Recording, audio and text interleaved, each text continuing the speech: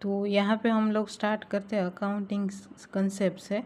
तो accounting concept है वो एक बेसिक अजम्पशन है फाइनेंशियल स्टेटमेंट को प्रिपेयर करने के लिए। अब आपको ये क्वेश्चन होगा कि फाइनेंशियल स्टेटमेंट में कौन कौन सी चीज़ें आएगी।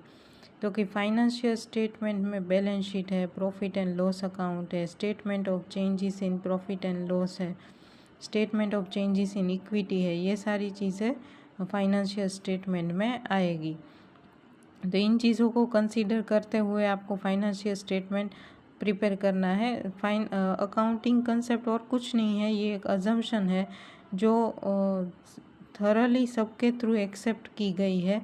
यूनिफॉर्मिटी मेंटेन करने के लिए, एक स्ट्रक्चर मेंटेन करने के लिए, एक अकाउंटिंग प्रोसेस को सेट करने के लिए। ये एक क्लियर कंसेप्ट है, एक आइडिया है या तो एक नोशन है कि जो सब लोगों ने एक्सेप्ट किया हुआ है, तो उसको हम बोलेंगे अकाउंटिंग कंसेप्ट। अकाउंटिंग कंसेप्ट है वो ऑल एक्सेप्टेड इसीलिए है क्योंकि वो जो अकाउंटिंग की फोरम होती है वो लोग डिसाइड करते हैं कि कौन सी कंसेप्ट को हमें फॉलो करना है, उसमें कितनी चीज़ें रखनी है, कितनी चीज़ें निकाल देनी है। तो ये सब जो भी हायर अथॉरिटीज़ है वो डिसाइड करके जो लोअर लेवल है उसके ऊपर एप्लीकेबल हो जाता है। तो ये है हमारे अकाउंटिंग कंसेप्ट। नेक्स्ट वीडियो में हम देखेंगे अकाउंटिंग प्रिंसिपल्स।